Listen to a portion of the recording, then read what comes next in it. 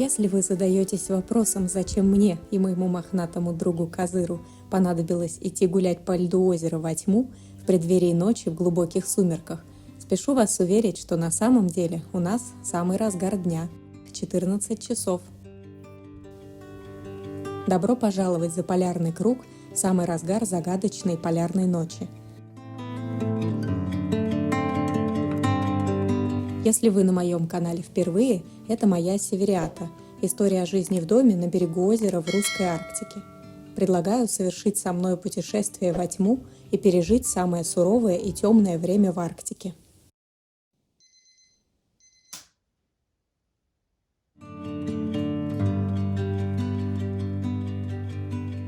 «17 января, спустя несколько дней после выхода этого видео, Солнце впервые почти за 2 месяца поднимется над горизонтом самой северной точки полуострова Рыбачий, а это означает, что во всей Мурманской области и на Кольском полуострове официально завершится полярная ночь. Человеку, который никогда не бывал в широтах с явлением полярной ночи, бывает трудно объяснить, каково это. Ну да, Солнце бывает не видно за облаками, да, поздно светает и рано темнеет, ну такое и у нас бывает, скажет кто-то. Но нет, это немного не то, о чем вы думаете. В обычных условиях к середине дня Солнце должно находиться в наивысшей точке над горизонтом, но в наших краях в декабре оно либо не встает вовсе, либо виднеется своим краешком очень короткое время. А еще создает уникальные условия освещенности.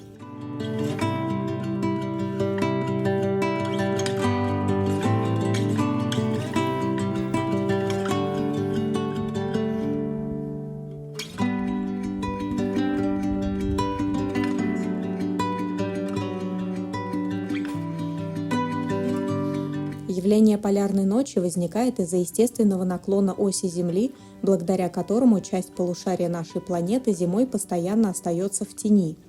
Продолжительность полярной ночи различается в зависимости от широты, и в случае Кольского полуострова длится от 2 суток в центральной части до почти 2 месяцев на севере.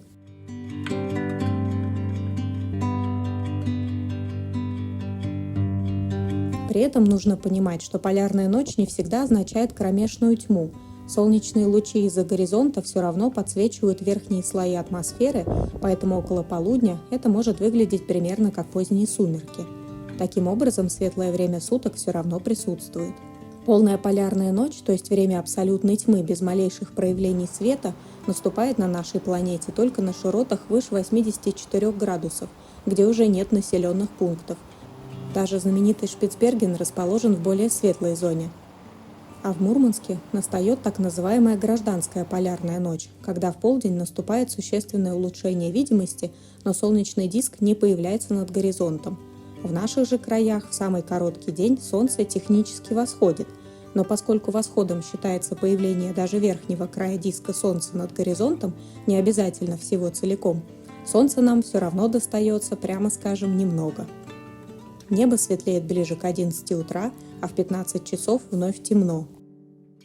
При этом в светлое время из-за особой освещенности возникает довольно странное чувство, будто ты оказался в каком-то параллельном мире, где невозможно хотя бы примерно определить время суток.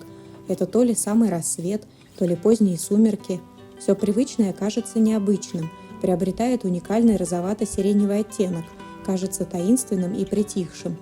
Рассеянный свет заливает каким-то неземным сиянием нетронутый заснеженный ландшафт. А каждое утро я начинаю с уютного освещения. А смогли бы вы жить без солнца?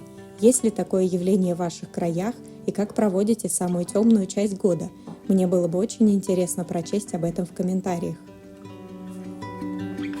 Явление полярной ночи естественно и уникально, потому, как мне кажется, нет смысла сетовать на судьбу и природу, а лучше постараться извлечь из этого времени опыт. Полярная ночь учит быть дисциплинированным, соблюдать режим сна, больше двигаться и бывать на свежем морозном воздухе, следить за настроением, прислушиваться к себе. Кто-то скажет, постоянная темнота опасна для здоровья и, поговаривают, может даже сбивать биологические часы живых существ, хотя для этого нужны скорее месяцы тьмы.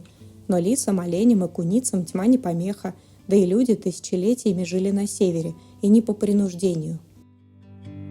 Ведь полярная ночь – это не только холод и тьма, но и время, когда россыпь звезд и северное сияние можно наблюдать с коротким перерывом с самого утра и до ночи. В конце декабря, к примеру, последняя вспышка на Солнце подарила Кольскому мощное сияние в 16:30. Наконец, к Авроре можно поспеть без будильника.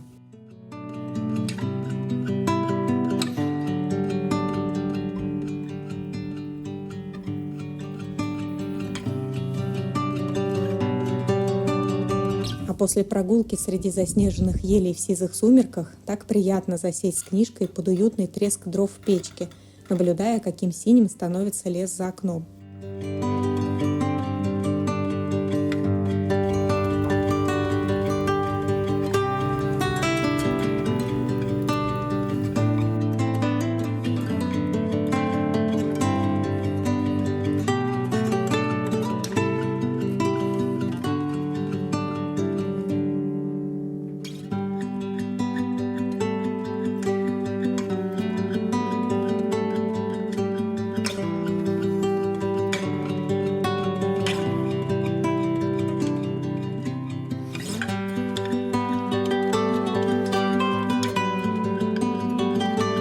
Когда минует самый короткий день года, после зимнего солнцестояния 22 декабря, день начинает довольно быстро прибавляться, и скоро мы можем наконец увидеть, как солнце, пусть и не высоко, но решительно поднимается над горизонтом во всей красе, и трудно передать радость и торжественность этого момента для Арктики.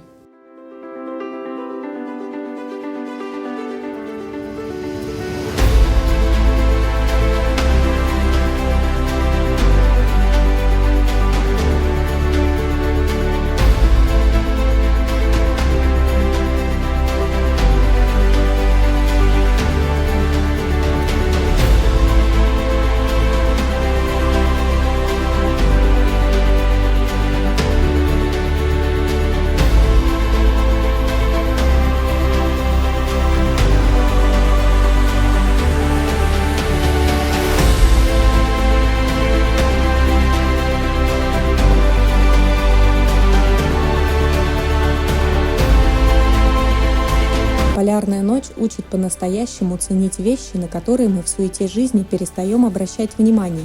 Тепло родного дома, луч солнца среди морозной тьмы.